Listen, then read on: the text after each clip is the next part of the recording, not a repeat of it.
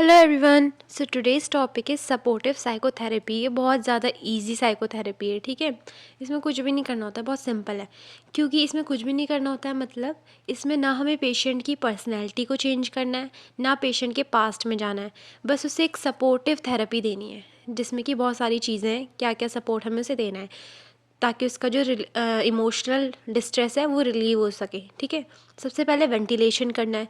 Ventilation यहाँ पे किस चीज़ का करना है? पेशेंट की जो फीलिंग्स है, जो अंदर उसके नेगेटिव फीलिंग्स दबी हुई है ना, उनको बाहर निकलवाना है। अब वो कैसे? वर्बलाइजेशन से, पेशेंट से बात करके, जिससे कि वो एक्सप्रेस कर पाए अपनी फीलिंग्स को। देन इन्वायरमेंटल मॉडिफिकेशन या फिर मैनिपुलेशन करना है, यानी कि उनका जो इन्वायरमेंट है उसे हमें पॉजिटिव और ग्रोइंग बनाना है, ठीक है, जो कि उनकी ग्रोथ में सपोर्ट कर सके और उनको एक पॉजिटिव फीलिंग दिला सके। ऐसा एनवायरनमेंट होना चाहिए। जब उनका एनवायरनमेंट ही बिल्कुल नेगेटिव है तो कैसे उनकी फीलिंग्स पॉजिटिव होंगी, ठीक है। Then persuasion.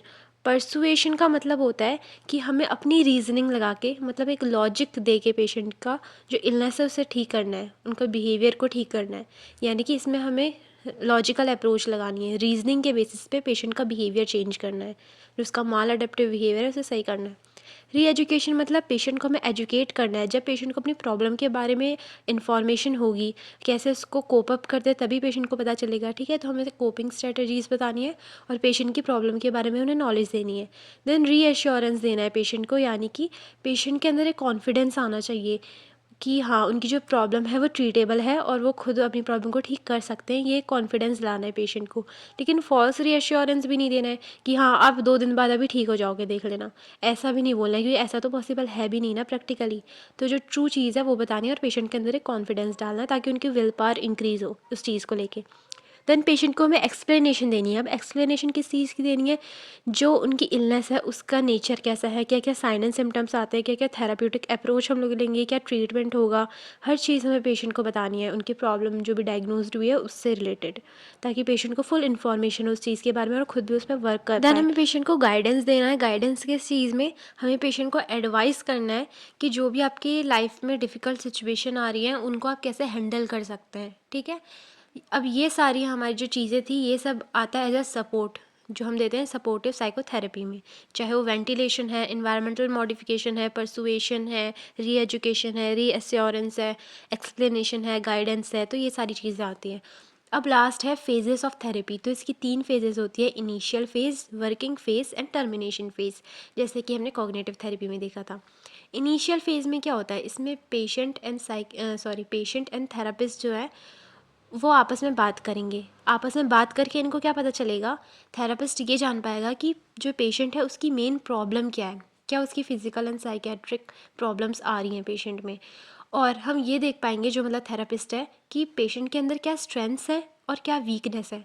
देन जो थेरेपिस्ट है ये सब एसेस करके थेरेपिस्ट को ये पता चलेगा कि पेशेंट का कैसा नेचर है, कैसा उसका कॉग्निशन है उसकी प्रॉब्लम को लेके। अब आती है वर्किंग फेज़। यहाँ पे थेरेपिस्ट को पता होगा कि क्या करना है, प्रॉब्लम का सॉल्यूशन जो है, ठीक है। तो यहाँ पे वो थेराप्यूटिक इंटरवेंशंस लेगा पेशेंट पे और पेशेंट की प्रॉब्लम सॉल्व की जाएंगी बहुत सारी थेरेपीज से, जैसे कि ये वेंटिलेशन है, परसुएशन है, री एजुकेशन है, री एश्योरेंस है, इन सब चीज़ों से। देन लास्ट में आता है टर्मिनेशन फेज़। इसमें कुछ नहीं है, इसमें पेशेंट की जो उसने इम्प्रूवमेंट किया है ना उसी को स्ट्रेंथन किया जाएगा, बस। देन पेशेंट की जो थेरेपी है वो एंड हो जाएगी।